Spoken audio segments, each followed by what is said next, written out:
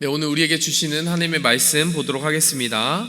오늘 우리에게 주신 하나님의 말씀은 사무엘하 6장 1절에서 15절 말씀입니다. 6장 1절에서 15절 말씀입니다. 다윗이 이스라엘에서 뽑은 무리 3만 명을 다시 모으고 다윗이 일어나 자기와 함께 있는 모든 사람과 더불어 바알레 유다로 가서 거기서 하나님의 궤를 메어오려 하니 그 궤는 그룹들 사이에 좌정하신 만군의 여호와의 이름으로 불리는 것이라. 그들이 하나님의 궤를 새 수레에 싣고 산에 있는 아비나답의 집에서 나오는데 아비나답의 아들 우사와 아효가 그 새 수레를 모으니라.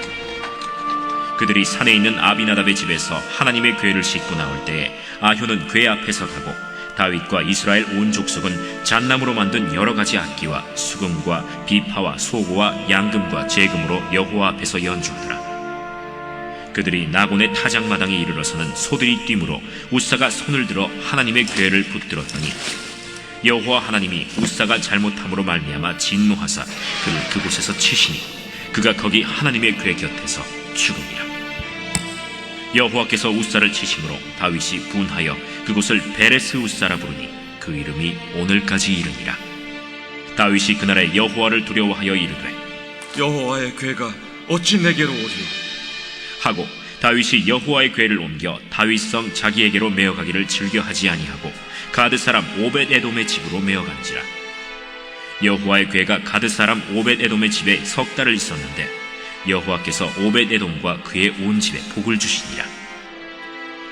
어떤 사람이 다윗 왕에게 아뢰어 이르되 여호와께서 하나님의 궤로 말미암아 오베데돔의 집과 그의 모든 소유에 복을 주셨다 한지라. 다윗이 가서 하나님의 궤를 기쁨으로 메고 오벳 에돔의 집에서 다윗 성으로 올라갈새 여호와의 궤를 맨 사람들이 6걸음을 가매 다윗이 소와 살찐 송아지로 제사를 드리고 다윗이 여호와 앞에서 힘을 다하여 춤을 추는데 그때 다윗이 배 에봇을 입었더라. 다윗과 온 이스라엘 족속이 즐거이 환호하며 나팔을 불고 여호와의 궤를 메어오니라. 자, 오늘 우리가 사무엘하 6장 1절에서 15절의 장면을 보면 한마디로 요약하였을 때 어떤 내용입니까? 다윗이 이제 명실상부한 이스라엘 전체를 다스리는 실권자가 되고 또 왕이 되었습니다. 가장 위대하고 또 영광스러운 그 자리에 올라갔다라는 것을 우리는 볼 수 있죠. 그리고 나서 다윗이 이제 그 왕국을 든든히 세우고 하나님 앞에 나아가는 첫 걸음이 무엇이었습니까?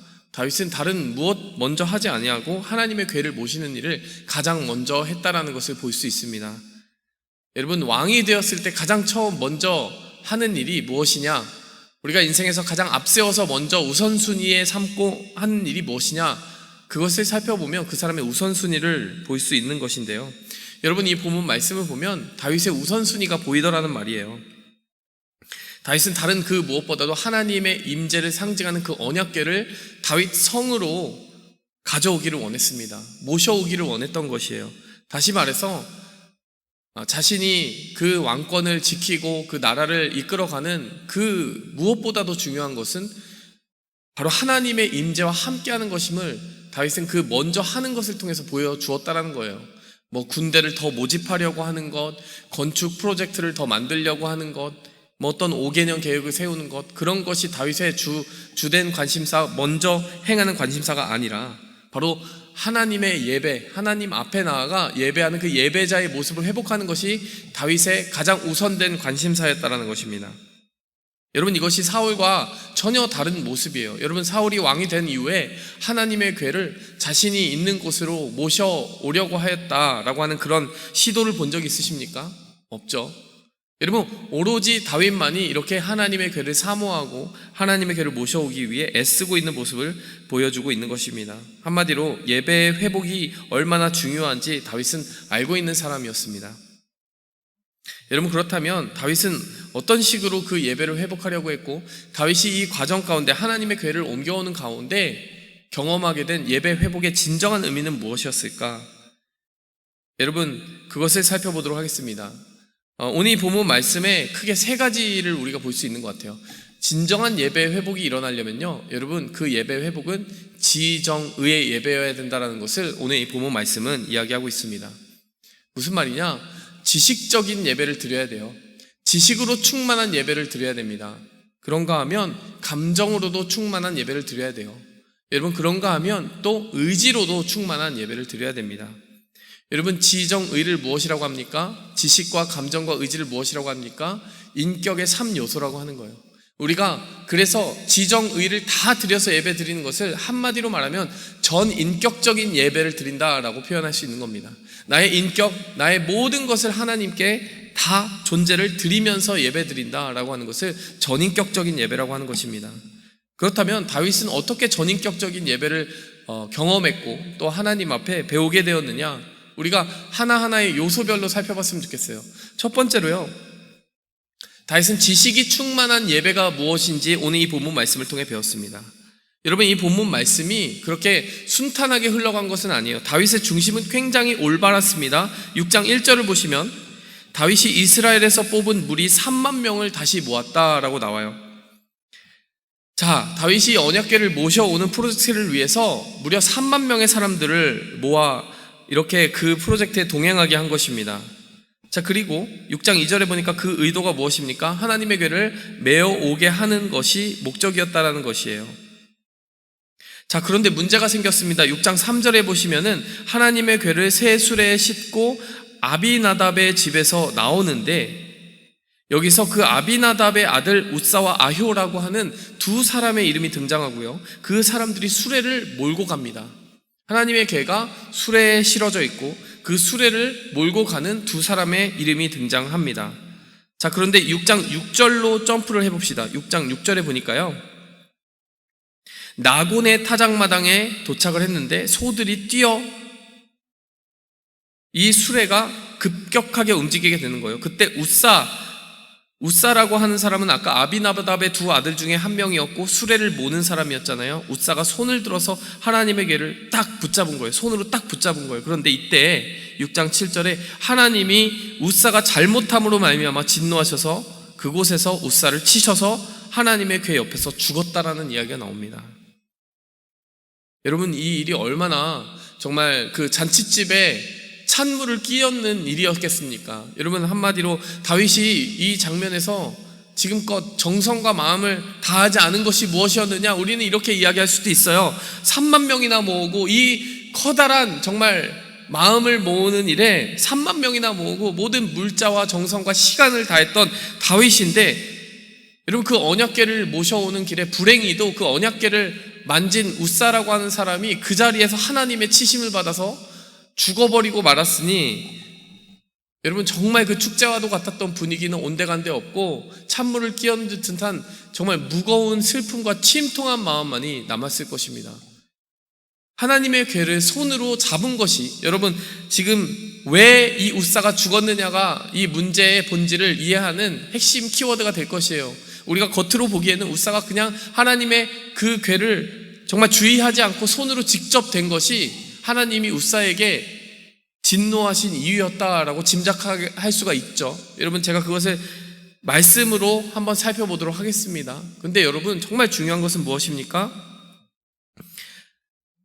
이 하나님의 궤를 어떻게 옮겨야 되는지 다윗과 그 3만 명의 사람들 그 누구도 제대로 리뷰하지 않았다라는 것이 사실은 처음부터 잘못 끼워진 문제의 시발점이었다는 것을 우리는 살펴보아야 됩니다.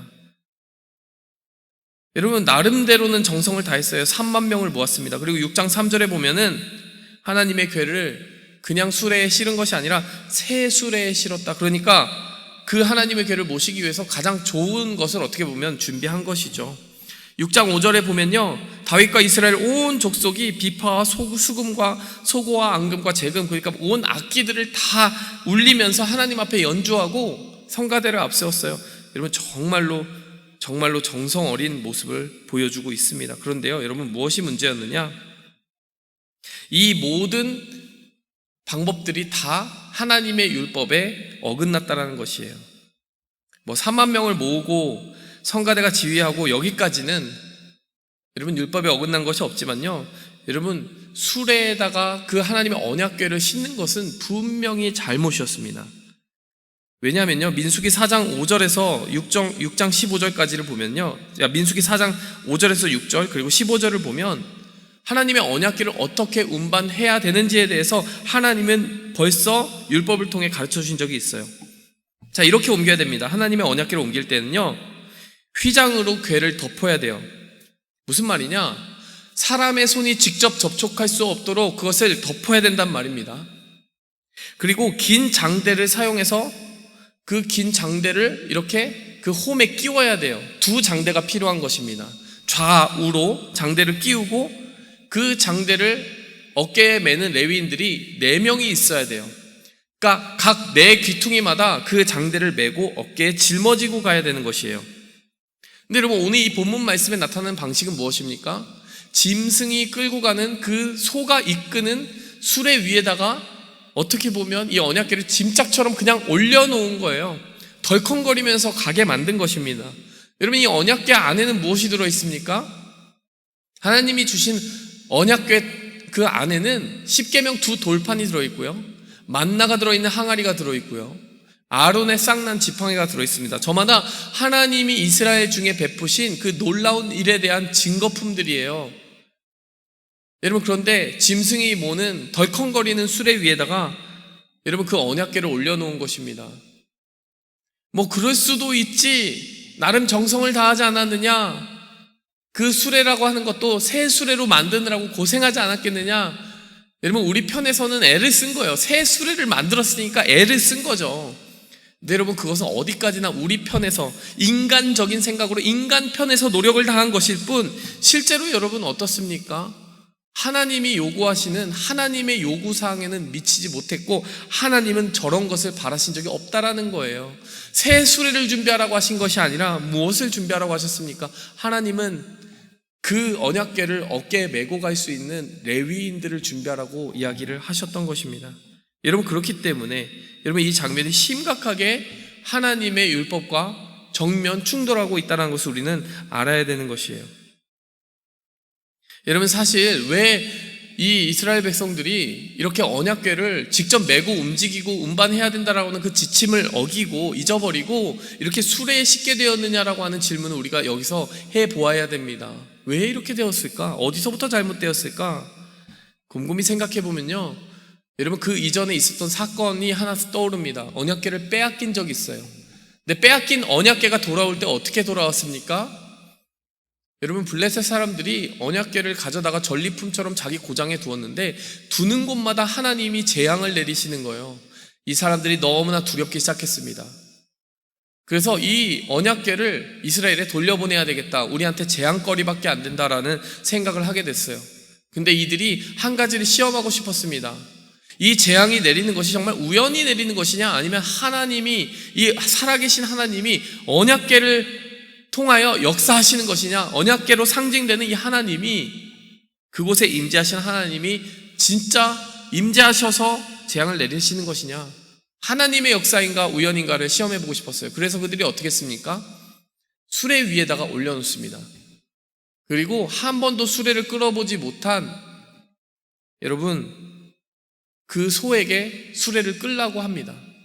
근데 그 수레를 짊어지고 가는 암소가 울면서 어디로 갑니까? 이스라엘로, 저절로 갔다라는 거예요. 어떤 이끄는 존재의 힘도 없이 저절로 그 발걸음을 계속하여 움직여서 이스라엘 지경으로 그 수레를 끌고 갔다라는 것입니다. 여러분, 이 이야기가 보여준 것이 무엇이에요?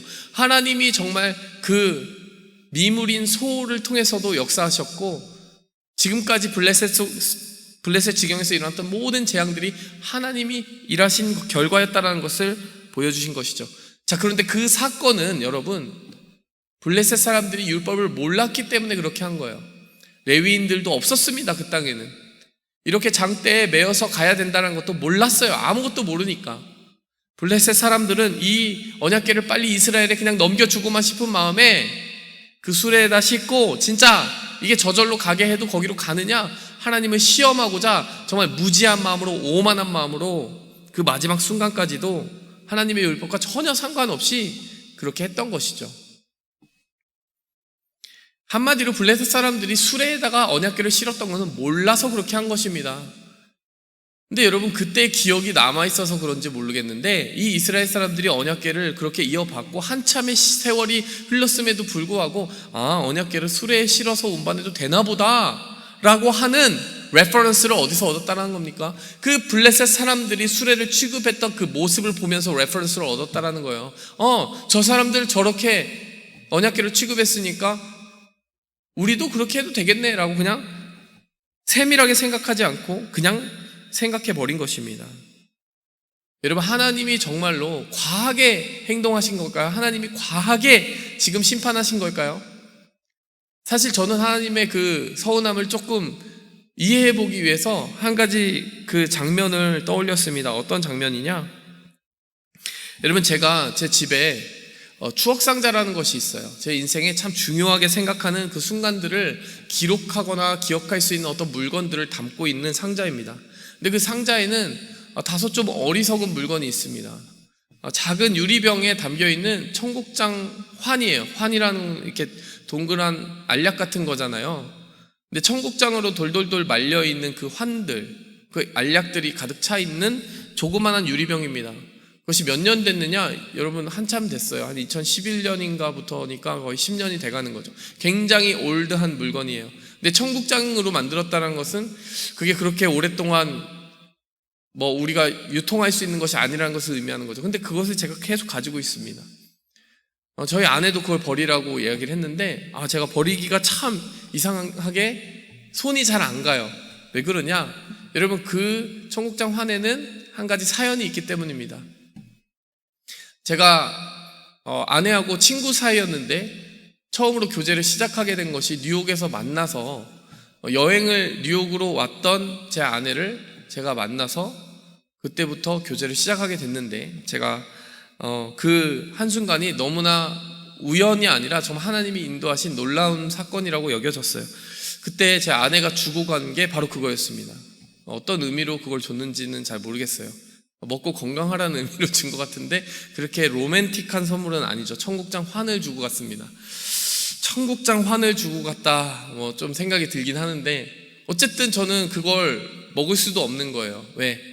그거 먹어버리면 아깝잖아요. 이렇게 이 추억을 담고 있는 거잖아요. 그래서 먹지도 않고 그냥 가만히 두었습니다. 가만히 두고 지금까지 그것이 그대로 있는 거죠. 저희 부모님이 오셨을 때도 왜 이런 걸 가지고 있냐, 이거 썩어서 먹지도 못한다, 버려라 이러는데도 그냥 가만히 있고, 저희 아내도 심지어는 버리라고 하는데 가만히 가지고 있어요. 왜 그럴까요? 제 손으로 버리기가 너무 아까운 거예요. 다른 사람들이 볼 때, 그리고 그 물건이 가지고 있는 실질적인 가치는 없을지라도, 이미 먹을 수 없는 것이 됐을지라도 그 물건을 보면은 그 당시 시대에 정말 처음으로 다시 우리가 설레이는 마음으로 연애를 시작했다라고 하는 그 기억이 되살아 돌아오면서 그때 그 손에 쥐었던 질감, 그 모든 상황들이 다시 떠오르게 하는 물건이기 때문에 다른 사람이 이걸 억지로 몰래 저 모르게 버리면 몰라도 제가 제 손으로 버리기는 조금 싫은 거예요. 제 추억과 제 시간들, 그것을 떠올리게 하는 물건을 제 손으로 버린다는 게 조금 마음에 들지 않더라고요. 제가 왜 이야기를 하냐면요, 여러분, 그 자체로 본연의 가치가 없는 그 물건임에도 불구하고 그 물건 안에 어떠한 히스토리, 그 삶에 소중하게 기억하고 간직하고자 원하는 어떠한 사건을 떠올리게 하는 의미만 있어도요, 여러분, 그것이 정말 어리석은 물건인데도 그것을 버리지 못하는 게 내 마음이더라는 거예요. 인간의 마음이더라는 거예요, 여러분. 근데 여러분, 오늘 언약궤하고 이게 비교가 됩니까? 여러분, 청국장 환 그거 들어있는 거, 그 본연의 가치로는 의미 없지만 거기에 사건을 떠올리게 하는 어떤 추억으로서의 가치만 가지고도 제가 그걸 어떻게 함부로 못하는데, 여러분, 언약궤라는 건 어때요? 정말 하나님이 꾹꾹 담아서 이렇게 만들어라, 이런 의미로 해라, 금박을 씌워라, 이렇게 취급해라, 하나님이 얼마나 많은 지침을 주시고 인스트럭션을 주셨습니까? 여러분, 그리고 그 언약궤에 담겨있는 모든 이야기가 얼마나 놀라운 이야기예요. 홍해 물을 말리시고 이스라엘을 구원하시고 파라오의 세력으로부터 그들을 그 칼날에서부터 구원하신 하나님이 40년 동안 그 언약궤와 함께 이스라엘을 이끄시고 구름기둥과 불기둥으로 그들을 지키시고 만나와 메추라기로 먹이시고 반석에서 물이 나와 목마르지 않게 하시고 그 모든 여정을 무엇과 함께 했습니까? 하나님의 임재가 함께하는 언약궤와 함께 했잖아요. 이스라엘의 건국 스토리 그 자체이고요. 여러분, 이스라엘의 정체성 그 자체이고요. 하나님이 이스라엘을 얼마나 사랑하고 돌보시느냐, 그 이야기가 고스란히 담겨 있더라는 거예요. 그냥 상징물이 아니에요. 그냥 상징물이 아니라 본질 그 자체입니다. 하나님의 임재 그 자체예요. 하나님의 말씀이 그 안에 들어 있습니다. 근데 여러분, 그것을 다시 다윗이 자기의 성에 옮겨오고자 한다면요, 여러분, 다윗이 정말로 그 언약궤를 소중히 생각하고, 제가 그 청국장환 생각하는 그 정도, 최소한 인간이 인간의 물건 정도 생각하는 정도의 관심만 있었어도요, 여러분, 말씀을 펼쳤을 거예요. 아까 제가 읽어드린 그 민수기 말씀, 이 언약궤를 옮기려면 어떻게 해야 되지? 이 언약궤는 언제 누가 만들었을까? 이 언약궤 안에는 무엇이 들어있을까? 여러분, 읽다 보면 당연히 알게 되어 있습니다. 무엇을 알게 되어 있습니까? 이것이 정말로 하나님이 이스라엘을 사랑하신 증거일 뿐만이 아니라 그 소중한 물건을 짐승에게 맡기지 말고 사람이 직접 옮기라고 명확한 지침을 주셨구나, 알 수밖에 없다라는 거예요. 여러분, 하나님이 여러분 그 규칙 하나 지키지 않았다고 까탈스럽게 이렇게 사람을 죽였느냐, 여러분, 우리가 이렇게 쉽게 판단할 수 있는 게 아니라는 말이에요. 하나님은 이 다윗에게, 그리고 이 다윗을 둘러싼 이스라엘 백성들에게 너무나 무심한 그 마음 없음, 진심 없음을 보셨다라는 거예요.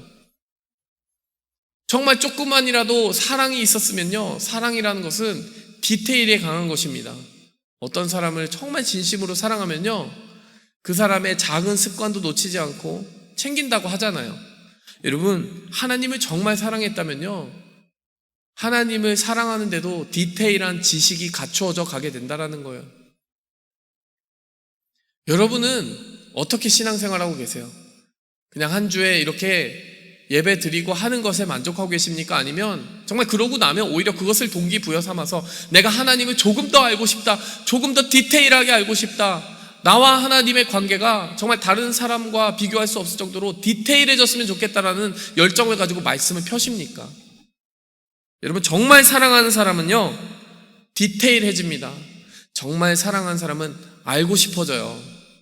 만약 그러한 열정이 없다면 진짜 사랑하는 게 아닌 거죠. 하나님은 그런 사랑 받고 싶지 않다, 잠시 물러서라 라고 이야기하신 것인지도 모릅니다. 여러분, 어쩌면 하나님은 그래서 다윗에게 다시 한번 리뷰하고 돌아와라, 이 언약궤에 담긴 의미를 리뷰하고 돌아와라, 시간을 주신 것 같아요. 여러분, 우리가 신앙생활을 돌아보시기 바랍니다. 여러분이 정말 하나님을 알고자 하십니까? 여러분의 지식적으로 정말 하나님을 공부해야 된다고 생각하십니까? 우리는 하나님을 사랑하는 것이 공부하는 것과는 별로 상관없다고 생각하는지 모르겠는데요, 여러분, 정말 하나님 사랑하는 사람은요, 공부 열심히 합니다. 지식으로도 하나님을 배우려 합니다. 여러분, 그러한 지식적인 열정이 우리에게 회복되기 원합니다. 두 번째로, 여러분, 무엇이 필요하다고요? 감정의 예배가 필요하다라고 그랬어요. 여러분, 이 오늘 본문 말씀 자세히 보시면요, 여러분, 정말 감정이 풍부해야 되는 그런 장면들이 여기저기 등장합니다. 3절에 보면은 정말 새 수레를 모니라, 4절에 보니까 아효가 그 앞에 가고 아비나답의 집에서 하나님의 궤를 가지고 나오고, 6장 5절에 보면은 악기와 수금과 비파와 소고를 가지고 다윗이 함께 그 이스라엘 온 족속이 그 앞에서 연주하고, 여러분, 이렇게 나와요. 근데 여러분, 2절에서 5절 쭉 지나가는 동안 참 이상한 장면이 있습니다. 이상한 지점이 있어요. 뭐냐? 여러분, 이렇게 많이 연주도 하고 사람들도 많이 북적북적 모여 있고 하는데요, 여러분, 감정에 대한 형용사가 없어요. 감정에 대한 형용사가. 무슨 말이냐?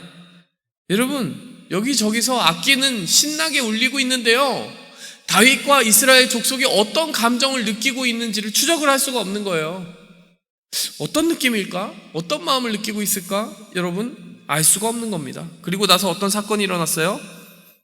웃사가 손을 들어서 하나님의 궤를 붙들고 웃사가 하나님의 치심을 받아서 죽는 장면이 나옵니다. 그리고 나서 6장 8절에 그제서야 여러분, 감정에 대한 형용사가 처음 등장해요. 여호와께서 웃사를 치심으로 다윗이 분하여 그곳을 베레스 웃사라 부르시나니 그 이름이 오늘까지 있더라. 여러분, 다윗이 지금까지요, 여러분, 별다른 감정선 없이 다윗이 느끼는 감정, 이스라엘이 느끼는 감정 하나도 형용사로 묘사된 바가 없는데, 이제 안 좋은 불상사가 일어나니 6장 8절에 이르러서야 이제 다윗이 분하여, 다윗의 감정을 처음 드러내는 형용사가 안타깝게도 분노였다라는 겁니다. 잘못되고 나니까 분한 거예요. 근데 지금까지는 감정에 대한 묘사가 없어요. 근데 우리가 조금만 점프를 해봅시다. 다윗이 어떻게 할까요? 다윗이 그냥 넘어가는 다윗이 아닙니다. 다윗은 나중에 이 예배를 다시 회복해요. 무엇이 잘못되었는지 알게 됩니다. 그래서 여러분, 다윗이 모든 절차와 그 모든 방법들을 제대로 합니다. 그래서 12절부터 보시면 다윗이 어떻게 예배를 회복했느냐가 나와요. before, after라고 한다면 after가 나옵니다. 어떻게 나오냐? 하나님의 괴로 말미암아 오벳 에돔의 집과 모든 소유의 복을 주셨다 한지라. 무슨 말이냐면 이 하나님의 괴를 더 이상 움직일 수가 없으니 너무나 무섭다. 이렇게 하나님의 정말 어미한 임재가 있는 괴를 어떻게 움직일 수 있겠느냐 해서 임시적으로 놓은 곳이 오벳 에돔이라는 곳이었는데, 오벳 에돔이라는 사람의 집이었는데, 그 집에 복이 임하는 것을 보고 이제 다윗이 다시 결심합니다. 하나님이 복을 주시는구나. 하나님의 임재를 두려워하지 말아야 되겠다. 그래서 여러분 12절에 하나님의 괴를 다시 한번 들고 오고자 하는데요, 여러분 어떻게 들고 옵니까? 메고, 기쁨으로 메고. 근데 그냥 메는 게 아니라 이제 율법을 잘 읽은 거예요. 수레에 싣고 오는 게 아니라 메고 오는 겁니다. 근데 어떻게 메고? 기쁨으로 메고. 여러분 감정 동사가 등장하기 시작하는 거예요. 형용사가 등장하기 시작하는 겁니다. 13절에 여호와의 궤를 맨 사람들이 6걸음을 가니 다윗이 소와 살찐 송아지로 제사를 드리고. 힘을 다하는 겁니다. 그걸 맨 사람들이 6걸음을 갔어요. 멈췄는데 거기서 잠깐 스탑! 제사 드리고 가자. 그리고 6걸음을 또 가고 잠깐 스탑! 제사 드리고 가자. 여러분 얼마나 오래 걸렸겠습니까? 14절에 보니까요, 다윗이 여호와 앞에서 힘을 다하여 춤을 췄다라고 나옵니다.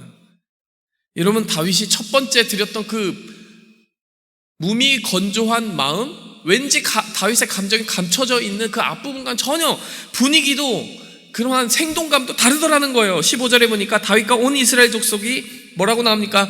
즐거이 환호하며 나팔을 불고. 여러분 분명히 비슷한 장면인 것 같아요. 음악은 그냥 울려 퍼지는 것은 똑같습니다. 그런데 여러분 12절부터 15절까지 기쁨으로 힘을 다하여 환호하며 즐거이. 무슨 말이에요 여러분? 진심이 있었다라는 얘기입니다. 감정이 있었다라는 얘기예요. 여러분 진짜 예배가 무엇입니까? 화려한 밴드 제대로 갖춰야 됩니까? 여러분 음악이 잘 울려 퍼져야 됩니까? 좋은 건물이 있어야 됩니까? 여러분 그런 거 잘 갖춰져 있어도 하나님이 안 받으시는 예배 있어요. 다윗이 처음 드렸던 예배는 여러분 적어도 외향적으로는 하나님이 받지 않으실 만한 이유가 없는 굉장히 그런 대로 잘 갖춰져 있는 모습이었습니다. 3만 명을 모았고요, 많은 사람들이 나팔과 재금과 그런 것들을 울리면서 여러분 악기를 연주했습니다. 무엇이 부족합니까? 근데 여러분 12절과 15절을 보고 나니까 뭐가 부족했는지가 알겠는 거예요. 진심이 부족했습니다. 감정의 울림이 부족했습니다. 여러분의 예배가 어떻게 진행되고 계십니까? 코로나 시즌을 거쳐가면서 여러분 어떤 변화를 겪고 계세요? 여러분이 예배를 드릴 때 느끼는 그 감정의 깊이, 움직임, 떨림, 울림, 감동, 여러분 눈물이 사라져가거나 여러분 웃음이 사라져가거나 기쁨이 사라져가고 있지는 않습니까? 여러분 하나님께서는요 정말로 우리가 진심 어린 기쁨을 회복하라라고 이야기를 하십니다. 그것은 여러분 관람객이 아니라 정말 참여자가 될 때만 가능한 것이에요. 여러분 어떻게 감정을 회복할 수 있겠어요? 여러분 그 감정은 저절로 생기는 것이 아닙니다. 여러분 이 본문 말씀 보니까 6걸음을 갈 때마다 다윗이 힘을 다합니다. 자신의 힘을 다하고 마음을 다하니까요, 마음을 다하는 곳에 마음이 움직여지는 거예요. 여러분 하나님이 감정을 주셔야죠. 여러분 이런 수동적인 예배는 여러분 우리에게 아무런 변화도 주지 못합니다. 여러분, 마음의 주인은 여러분인 거예요. 하나님이 마음을 달라, 마음을 받고 싶다라고 하시는 것은요, 여러분, 그 마음을 여러분이 주실 수 있다라는 겁니다. 진심과 기쁨을 담아서 하나님께 온전히 드릴 수 있는 것은 여러분에게 속한 책임이라는 거예요. 진심을 다하시기 바랍니다. 힘을 다하기 바랍니다. 기쁨을 다하기 바랍니다. 즐거이 하시기 바랍니다. 여러분, 그러한 예배가 회복되기 원합니다. 마지막으로 여러분, 진정한 예배는 무엇이 있다고요? 의지가 있다라는 겁니다. 의지. 여러분, 오늘 이 본문 말씀을 보니까요, 6장 7절에서 8절에 봤을 때 우사가 잘못했을 때 하나님이 그를 치십니다. 근데 여러분, 이제 회복된 예배에서는 어떻게 합니까? 13절, 14절 제가 방금 읽은 그 본문에 보면 여러분, 가는 곳마다 다윗이 어떻게 해요? 여러분, 송아지로 제사를 드립니다. 근데 여러분, 7절, 8절의 말씀 그리고 13절, 14절의 말씀을 비교할 때 어떤 비교함이 있느냐? 여러분, 의지의 차이가 있습니다. 여러분, 7절과 8절에 보면요, 여러분, 7절에 봤을 때 우사가 잘못했다라고 말씀하셨는데, 여러분, 6절에 봤을 때 무엇을 잘못한 겁니까? 소들이 뛰는데 우사가 어떻게 해요? 생각이 없이 그냥 손을 들어서 하나님 궤를 그냥 직접 잡아버려요. 여러분, 이게 무엇입니까? 겸손함이 없는 것이에요. 여러분, 우리의 의지가 정말로 진정으로 하나님께 드려진다는 것은요, 여러분, 하나님을 두려워하면서 겸손하게 하나님 앞에 엎드리는 의지여야 한다는 것을 우리는 기억해야 됩니다. 여러분, 우사는 엎드리지 않고요, 그냥 뻣뻣이 서서 그냥 언약궤를 손으로 딱 잡습니다. 하나님을 자신이 지키는 양 생각하는지도 모르겠어요. 근데 여러분, 13절과 14절을 보면은 6걸음을 갈 때마다 다윗이 제사를 드려요. 여러분, 마치 다윗이 갈 때마다 무릎을 꿇는 것 같은 그런 인상을 받지 않습니까? 가는 곳마다 14절에 보니 힘을 다하여서 춤을 춥니다. 여러분, 이것은요, 겸손함을 의지로서 표현한 거예요. 하나님을 두려워하는 그 마음을 의지로서 표현한 것입니다. 처음에는 전혀 두려워한 마음이 없었어요. 하나님의 궤를 그냥 손으로 잡아버립니다. 그런데 13절과 14절에 보니까요, 하나님을 두려워하는 마음을 가지고 정성 어린 마음을 준비하고 가는 곳마다 춤을 추는 것입니다. 여러분, 우리는 어떻게 보면은, 여러분, 우리의 의지를 다할 때, 여러분, 우리의 마음을 다하는 것을 정말 의지를 다해서 우리가 선택하며 나아갈 때 잘 지켜낼 수 있는 것 같아요. 여러분, 사실 예배가 편리할 수 있습니다. 어떻게 하면 편리할까요? 편리한 예배는 오늘 이 본문 말씀에 따르면 그냥 수레에 언약궤 싣고 그냥 덜덜거리면서 그냥 끌고 가면은 너무나 빨라요. 여러분, 편리합니다. 별 의지가 필요하지 않아요. 근데 여러분, 정말 겸손과 경외함, 하나님을 두려워하는 마음으로 나의 의지를 꾹꾹 담아서 예배를 드리는 사람은 어떻게 합니까?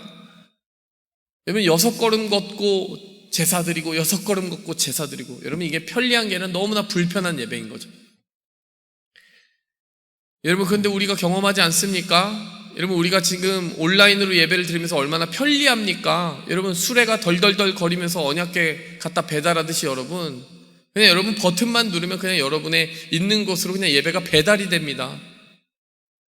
근데 여러분, 어쩐지 우리가 관람객의 모습으로 이렇게 팔짱 끼고 있는 것은 아닌지, 관람객의 모습으로 뭔가 먹으면서 예배를 드리는 것은 아닌지, 여러분, 언약궤를 그냥 손으로 딱딱딱 그냥 손으로 붙잡듯이 아무런 두려움도 경외함도 겸손도 없이 하나님의 궤를, 하나님의 임재를, 하나님의 예배를 아무렇게나 취급하고 있는 것은 아닌지, 우리의 의지는 전혀 없이 그냥 배달되는 그것을 무심하게 손으로 터치하고 있는 것은 아닌지, 그래서 여러분, 우리가 죽는 것은 아닌지 생각해 봐야 됩니다. 여러분, 우사는 진짜 실제로 목숨을 잃고 죽었지만요, 잘못된 예배, 의지 없는 예배, 경외함이 없는 예배, 두려움이 없는 예배를 드리는 오늘의 우리는 우리의 영이 죽을 수 있습니다. 그렇게 아무런 의지도 헌신도 희생도 없는 예배를 드리다 보면요, 여러분, 그 예배가 죽어있게 되고, 여러분, 그 예배로부터 하나님은 어떠한 은혜를 베푸실 수가 없는 거예요. 그게 하나님의 책임이 아니라 우리의 책임일 수 있는 것입니다. 그냥 편리하게 가자라고 이야기를 하는데 그 편리함 속에 모든 것이 빠져버린 것이죠. 예배에 정말 혼을 담고 의지를 담아야 되는데 그 모든 것을 다 빼버리고 관람객이 되어버린 우리의 이 팔짱 낀 모습, 여러분 조금 불편하더라도요 6걸음 걷고 엎드리고 6걸음 걷고 엎드리고. 여러분 우리에게 그러한 우리의 의지적인 노력이 필요합니다. 여러분 조금 불편해도 좋아요. 여러분이 있는 곳에서 온라인으로 예배를 드리더라도 여러분 있는 그 자세만큼은 조금 불편해도 좋은 거예요. 하나님 앞에 나의 모습과 자세를 가지런히 하고 경외함으로 하고, 그래서 그 불편함 속에서 하나님을 의지적으로 선택하고자 나의 몸과 마음을 다스리는 모습, 하나님 다스려 주시옵소서. 여러분 그것이 우리의 예배를 참되게 회복하는 것일 줄 믿습니다. 여러분 오늘 말씀을 정리하겠습니다. 이 다윗이 회복했던 그 예배는 무엇이라고요? 지정의 예배였다는 거예요. 하나님을 조금만 사랑했다면 디테일하게 말씀을 살폈을 것입니다. 그래서 말씀에 어긋나는 방법으로 술에 덜덜 끌면서 언약궤를 옮기지 않았을 거예요. 지식이 동반되는 그러한 예배를 하나님이 기뻐하십니다. 여러분의 신앙생활은요, 여러분이 정말 하나님을 알고자 하는 열정을 얼마나 가지고 있느냐에 따라 그 질과 양을 평가할 수 있다는 것입니다. 하나님의 말씀을 한 번도 읽으려 하지 않는다는 것은 하나님을 정말 사랑하는 것이 아닌지도 모른다는 거예요. 또 진정한 예배, 감정에 충만한 예배라고 했습니다. 다윗이 무덤덤하게 악기는 신나게 울리고 있지만 감정에 아무런 움직임이 없는 예배를 드렸던 반면, 정말 하나님의 치심 받은 이후에는 어떠한 예배를 드렸습니까? 즐거이 기뻐하며 온 이스라엘이 함께 힘을 다하여 예배를 드렸다는 거예요. 감정에 충만한 예배를 드렸다는 겁니다. 마지막으로 여러분, 진정한 예배는 의지가 충만한 예배라는 거예요. 의지가 충만하다는 것은 우리가 하나님을 두려워하고 경외하면서 엎드리는 예배입니다. 불편함을 감수하는 예배입니다. 편하고자 하는 예배가 아니라 진심을 다할 수 있을 때까지 나의 의지와 노력을 드리는 예배인 것이에요. 여러분, 수레의 예배를 배달하지 마십시다. 우리가 정말로 하나님의 예배를 사랑하고 우리의 몸과 마음과 영혼을 다하여서 힘을 다해서 지정의의 예배를 드려보자고요. 그럴 때 하나님께서 그 예배를 통하여 영광 받으실 줄 믿습니다. 이 코로나 시즌에요, 여러분, 우리는 웃사가 되기가 쉽습니다. 그냥 언약궤를 수레에다가 짐짝처럼 싣고 그냥 손으로 붙잡아 가면서 하나님의 거룩한 임재에 대한 어떠한 두려움도 없는 무덤덤한 마음으로 예배드리기가 쉽다는 거예요. 여러분, 웃사처럼 죽게 됩니다. 우리의 영이 마르게 됩니다. 예배가 죽으면 우리가 죽어요. 다시 한번 우리는 두려움과 떨림으로 우리의 예배를 제자리에 제대로 돌려놓기 원합니다. 우리의 어깨 위에 짊어지고 나가기 원합니다. 함께 기도하겠습니다. 하나님 아버지, 감사합니다. 오늘 우리의 삶 속에 예배를 사모하고 진정으로 열정을 다하여, 감정을 다하여, 의지를 다하여, 지식을 다하여 지정의의 예배를 드리고자 하는 모든 영혼들을 축복하여 주시옵소서. 우리의 예배, 청년부 예배를 받아 주시옵소서. 우리의 뜻과 의지를 정말 하나님께서 성령으로 기름 부어주시고 다스려 주셔서 우리가 깨어있는 예배를 드리게 도와주시옵소서. 예수 그리스도의 이름으로 기도하였습니다. 아멘. 이 시간 우리가 함께 기도하기 원합니다. 우리가 함께 기도하며 나아갈 때 여러분, 우리의 지식을 다한 예배 하나님께 드리게 해달라고 먼저 기도하기 원해요. 여러분, 하나님의 말씀 무엇이라고 얘기합니까? 여호와를 알라, 힘써 알라. 여러분, 하나님을 아는 것엔 우리의 노력과 힘이 들어가야 합니다. 여러분, 하나님의 말씀을 다 읽어보셨습니까? 여러분, 매일의 묵상에 여러분의 힘을, 의지를 다하고 계십니까? 시간 여호와를 아시기 바랍니다. 힘써 아시기 바랍니다. 여러분의 삶의 계획 가운데 하나님의 말씀을 아는 것을 가장 최우선으로 삼으시기 바랍니다. 이 시간 함께 기도할 때 하나님의 말씀을 알게 하여 주시옵소서. 함께 기도하며 나가겠습니다. 여러분, 이 시간 이어서 기도하기 원합니다. 기도할 때 여러분의 감정을 다한 예배, 여러분의 기쁨을 다한 예배를 드리기 원합니다. 여러분, 정말 우리가 우리의 영혼이 빠진, 감정이 빠진 예배를 드리잖아요. 여러분, 처음 느낀 다윗의 감정이 뭐였습니까? 그런 예배를 드리다가 처음으로 마주친 감정은 분노밖에 없었어요. 너무나 부정적인 감정이었습니다. 내가 하나님 앞에 정말로 진실로 하나님을 만나고자 원합니다. 나의 감정의 움직임을 통하여 나아가지 않은 예배는요, 정말 부정적인 감정으로 마주치는 그러한 애매하고 어색한 결말을 맺게 된다는 거예요. 여러분, 이 시간 그런데요, 우리가 준비된 마음으로, 준비된 감정으로 주님 앞에 나아가게 되면요, 하나님 기쁨을 부어주십니다. 열정을 부어주십니다. 행복함을 부어주십니다. 그래서 예배를 그냥 드릴 수 없는 거예요. 춤추면서 드리게 되는 겁니다. 예배를 드리고 나면 하나님 살아계시는구나 찬양하게 된다는 것입니다. 예배를 드리고도 삶의 문제가 그대로 있는 것 같고, 예배를 드리고도 마음의 변화가 없고 기쁨이 없고 감사가 없다, 여러분, 하나님을 너무나 부끄럽게 만드는 것입니다. 하나님이 정말로 만져주시는 그 사람의 영혼에 왜 변화가 없습니까? 왜 기쁨이 없습니까? 왜 여전히 삶의 문제만을 계속 카운트하게 됩니까? 왜 염려하게만 됩니까? 하나님 만나지 않았기 때문이에요. 정말 하나님을 만나야 됩니다. 여러분의 문제가 더 크게 보인다는 것, 여전히 힘들다고 이야기하는 것, 자랑스러운 일 아닙니다. 부끄러운 일입니다. 이 시간 함께 기도하기 원합니다. 하나님, 하나님의 크심을 보여주시옵소서. 문제보다 크심을 보여주시옵소서. 그래서 기뻐하게 도와주시옵소서. 함께 기도하겠습니다. 주여, 이 시간 이어서 가기 원합니다. 하나님이 기뻐하시는 또 다른 예배는 무엇입니까? 우리의 의지, 겸손, 하나님을 두려워하는 의지가 꾹꾹 담긴 예배입니다. 6걸음 가고 다시 무릎 꿇고, 6걸음 가고 다시 무릎 꿇고. 여러분, 편리한 예배를 추구하지 마십시오. 그냥 내 앞에 꿀떡꿀떡 이렇게 그냥 아무런 의미 없이 배달되는 그 예배, 나는 팔짱 끼고 관람하며 그 예배를 드렸다라고 하는 그러한 신용만 하는 경우는 없는가? 하나님을 모욕하는 것입니다. 하나님은 그 성으로 언약궤를 허락하지 않으실 것입니다. 이 시간 기도하기 원합니다. 편리한 예배를 거부하겠습니다. 하나님, 우리가 마음을 담고 뜻을 담고 정성을 다하여서 주님을 섬기는 의지 있는 예배 되게 하여 주시옵소서. 우리 함께 기도하며 나아가겠습니다. 주여,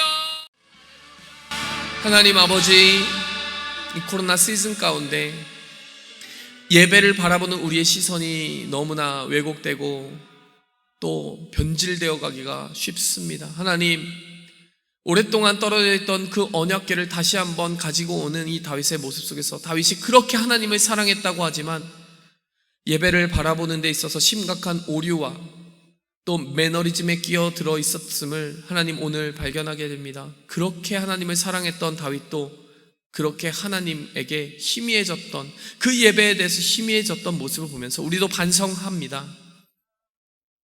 하나님, 우리라고 다르지 않습니다. 편리한 예배를 추구하느라 진짜 하나님을 예배하는 마음을 잃어버린 것은 아닌지 우리가 반성하며 나아가기 원하고, 또 그 안에서 새로운 힘과 능력과 지혜를 주시는 주님 안에서 지정의가 충만한 예배를 다시 한번 회복하기 원합니다. 다윗에게 징계를 내리셨지만 다시 회복된 예배를 주시는 하나님, 우리에게도 그렇게 예배 회복을 허락하여 주시옵소서. 예수 그리스도의 이름으로 축복하며 기도하였습니다. 아멘.